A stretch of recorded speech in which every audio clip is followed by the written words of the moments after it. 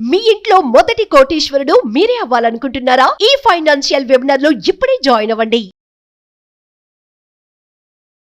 నమస్తే, welcome back to Suman TV. నేను మీ సంజయ్. ఈరోజు మనతో పాటు ఉన్నారు AMFI registered mutual fund distributor PS Chandrashekar గారు. సార్తో మాట్లాడి కొన్ని విషయాలు తెలుసుకుందాం. నమస్తే సార్. నమస్తే సంజయ్. సార్, మీరేమో మ్యూచువల్ ఫండ్స్ అంటున్నారు, కానీ బయట ఇప్పుడు యూత్ అంతా చూసుకుంటే స్టాక్ మార్కెట్ అని, ట్రేడింగ్ అని, రకరకాల ఏ విధంగా అంటే ఇంట్రాడే ట్రేడింగ్ అని, ట్రేడింగ్స్లో చాలా రకాలు ఉన్నాయి అనుకోండి. ఏ విధంగా అంటే వాళ్ళు ఎక్కువ రిటర్న్స్ వస్తున్నాయని స్టాక్స్ వైపు వెళ్తున్నారు.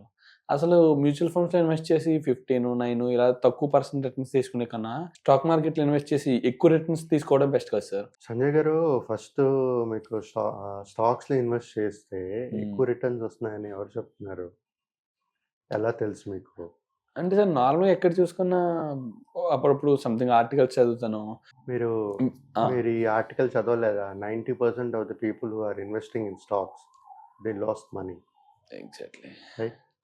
సో మనం అండర్స్టాండ్ చేసుకున్నాం సార్. మ్యూచువల్ ఫండ్స్లో ఇన్వెస్ట్ చేస్తే ఎలాగ ఉంటుంది, స్టాక్స్లో ఎలాగ ఉంటుంది, మేజర్ డిఫరెన్స్ ఏంటో తెలిస్తే దాన్ని బట్టి ఎవరు ఎక్కడ ఇన్వెస్ట్ చేయాలనేది అర్థమవుతుంది. ఓకే. ఓకే. సో ఫస్ట్ ఎవరైనా ఇన్వెస్ట్ చేసేటప్పుడు ఏం చూస్తారు సార్? రిస్క్ దేంట్లో తక్కువ ఉంది, రిస్క్ తక్కువ ఉండాలి, బెటర్ రిటర్న్స్ కావాలి. ఓకే. మన రిస్క్ తక్కువ ఉండడం ఈ రెండు ఇన్స్ట్రుమెంట్స్లో కంపేర్ చేసుకుంటే, మ్యూచువల్ ఫండ్స్ను స్టాక్స్లో కంపేర్ చేసుకుంటే, మ్యూచువల్ ఫండ్స్లో లోవర్ రిస్క్ అనేది ఉంటుంది. దేనివల్ల? డైవర్సిఫికేషన్ వల్ల. ఇక్కడ స్టాక్స్లో ఏం చేస్తాం, మనం కొనేటప్పుడు స్పెసిఫిక్ స్టాక్స్ కొంటాం, రైట్? సో అంటే కొన్ని ఏదైతే ఇండివిజువల్ స్టాక్స్ కొంటామో అక్కడ డైవర్సిఫికేషన్ ఉండదు కాబట్టి మనం కొనే బట్టే డైవర్సిఫికేషన్ అనేది ఉంటుంది. అవును సార్. సో అక్కడ తక్కువ డైవర్సిఫికేషన్ ఉంటుంది కాబట్టి రిస్క్ కూడా చాలా ఎక్కువ ఉంటుంది. సో ఇప్పుడు రిటర్న్స్ తీసుకుందాం సార్. జనరల్ సెకండ్ ఏంటి? రిస్క్ తర్వాత రిటర్న్స్. అవును సార్. బెటర్ రిటర్న్స్ కావాలి. మ్యూచువల్ ఫండ్స్లో ఇన్వెస్ట్ చేస్తే ఆన్ అ లాంగర్ రన్ చూసుకుంటే స్టడీ రిటర్న్స్ అనేది మనకి 12 to 15% అనేది కనబడుతుంది. దీంట్లో ఏంటంటే ఇది స్టేబుల్గా ఉంటుంది. మీరు స్టాక్స్లో ఇన్వెస్ట్ చేశారు, అక్కడ ఏంటంటే హై రిటర్న్స్ పొటెన్షియల్ ఉండొచ్చు, కానీ చాలా వాలటైల్గా ఉంటుంది. ఓకే. ఆ వాలటైల్ తట్టుకుని ఆ రిటర్న్స్ మనం అనలైజ్ చేయగలిగితే వెల్ అండ్ గుడ్ స్టాక్స్ అనేది కొనుక్కోవచ్చు. Okay. I'm not talking about F&O అండి, స్టాక్స్, ఈక్విటీ స్టాక్. అంటే మీరు అన్నట్టు ఇన్వెస్ట్మెంట్ గురించి మాట్లాడుతున్నారు, ట్రేడింగ్ గురించి కాదు. Okay. Equity stocks, particular companies. అంటే ఇప్పుడు మ్యూచువల్ ఫండ్స్లో ఏమవుతుంది అంటే, ఒక ప్లాన్ కొనుక్కునేటప్పుడు మనం ఒక 30 నుంచి 40 స్టాక్స్ ఒక ప్లాన్లో ఉంటుంది, అది కొంటాం. స్టాక్స్ కొనుక్కునేటప్పుడు, ట్రేడింగ్లో వెళ్ళేటప్పుడు స్టాక్స్ ఒక పర్టికులర్ ఇండివిజువల్ కంపెనీ స్టాక్స్ అనేది కొనుక్కుంటాము. సో అది కరెక్ట్గా మనం అనలైజ్ చేసుకుని కొనుక్కోవాలి. Okay. Better returns, high risk potential, high returns ఉంటుంది, హై వాలటైలిటీ కూడా ఉంటుంది. ఓకే. సో ఇక్కడ ఏంటంటే మ్యూచువల్ ఫండ్స్లో చూసుకుంటే ఒక ప్రొఫెషనల్ ఫండ్ మేనేజర్ మేనేజ్ చేస్తూ ఉంటాడు ప్లాన్.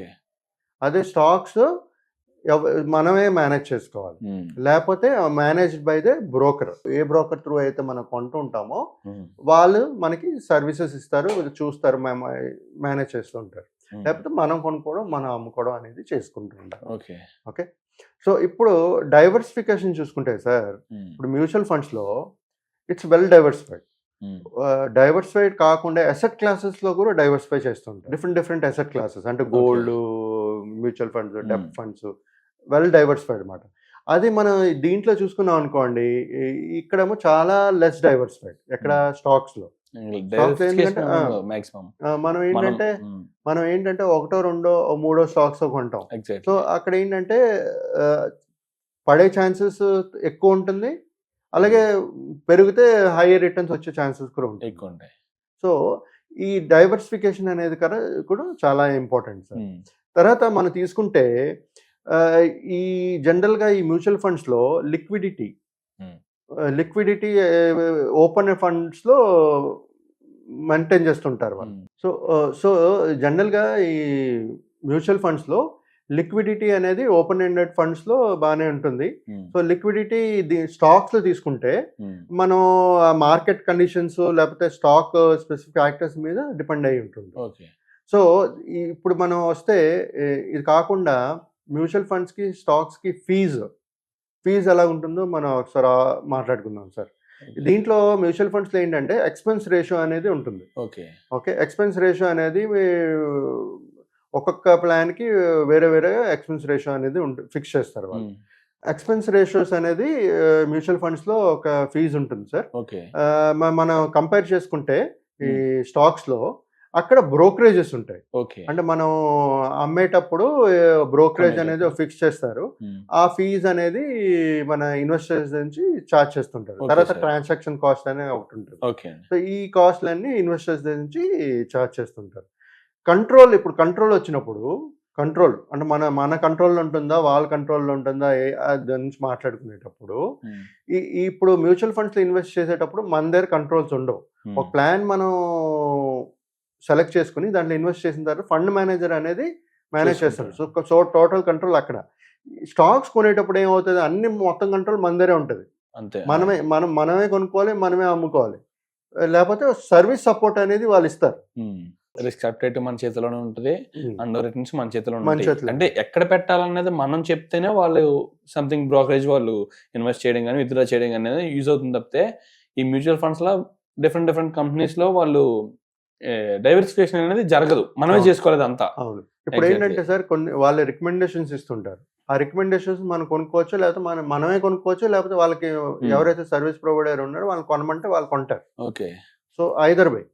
సో కాకపోతే ఇక్కడ ఏంటంటే మన కంట్రోల్లో ఉంటుంది. మనం కావాలంటే కొనుక్కోవచ్చు, లేకపోతే ఇంకేదైనా కొనుక్కోవచ్చు. వాళ్ళు చెప్పినా సరే అది కొనవచ్చు, కొనకపోవచ్చు. ఎగ్జాక్ట్లీ మన చేతిలో ఉంటుంది.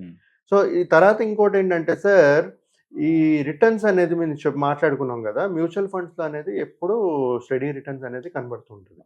సో డైవర్సిఫైడ్ అవ్వడం వల్ల ఆ రిస్క్ రిటర్న్స్ తీసుకునే ఎవరైతే స్టడీగా రిటర్న్స్ కావాలనుకుంటున్నారో 12-15% లాంగర్ రన్లో మ్యూచువల్ ఫండ్స్ అనేది బెటర్ ఆప్షన్.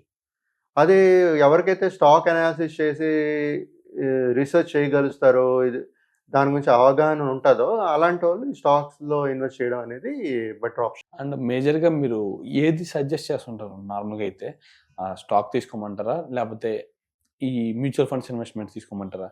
మేజర్గా చూస్తుంటే రిటర్న్స్ వచ్చే అవకాశం దేనికి ఎక్కువ ఉందంటారు? సార్ ఇప్పుడు రిస్క్ కూడా చూసుకోవాలి సార్ దీంట్లో. ఇప్పుడు రిస్క్ తీసుకుని హయ్యర్ రిస్క్ తీసుకుని నేను స్టాక్స్ కొనుక్కుంటానంటే కొనుక్కోవచ్చు.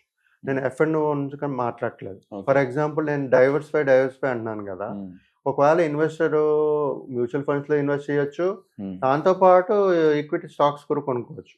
ప్రొవైడెడ్ వాళ్ళకి ఆ నమ్మకం ఉండాలి, ఆ కంపెనీ ఇండివిజువల్ స్టాక్స్ పెరుగుతుంది, లాంగర్ రన్లో పెరుగుతుంది.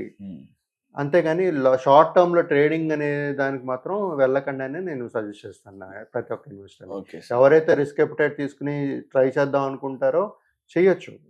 ప్లాట్ఫామ్ ఉంది, మనకి ఆప్షన్స్ ఉన్నాయి కాబట్టి ట్రై చేస్తే తెలుస్తుంది, వాళ్ళకే తెలుస్తుంది. ఒకసారి దిగిన తర్వాత ట్రేడింగ్ చేసేటప్పుడు దే విల్ నో, తెలుస్తుంది అది ఎలా చేయాల్సి వస్తుంది, దాంట్లో రిస్క్ ఎంత ఉంటుంది, ఎంత నష్టపోతాం, ఎంత వస్తుంది మనకి అనేది తెలుస్తుంది. మనం ఎంత చెప్పినా సరే, ఎందుకంటే ఈ కాలంలో ఉండే పీపుల్ ప్రతి ఒక్కరు క్విక్ మనీ కావాలి. వాళ్ళకి క్విక్ మనీ కావాలంటే ఫస్ట్ థింగ్ వాళ్ళకి మైండ్లో వచ్చేది స్టాక్స్లో పెట్టేస్తారు, వస్తుంది అనుకుంటారు, నష్టపోయే వాళ్ళు చాలా మంది ఉన్నారు. 90% of the people are losing money in stock. Thank you sir, thank you very much sir. And ఈ financial planning and one thing, మనం కార్పస్ క్రియేట్ చేసుకోవాలి, మన సంథింగ్ పిల్లల ఎడ్యుకేషన్స్కి మనం ఒక సంథింగ్ అమౌంట్ దాచుకోవాలి, ఇలాంటి ఉద్దేశం ఉన్న వాళ్ళందరికీ మ్యూచువల్ ఫండ్స్ చాలా బాగా వర్తిస్తాయి.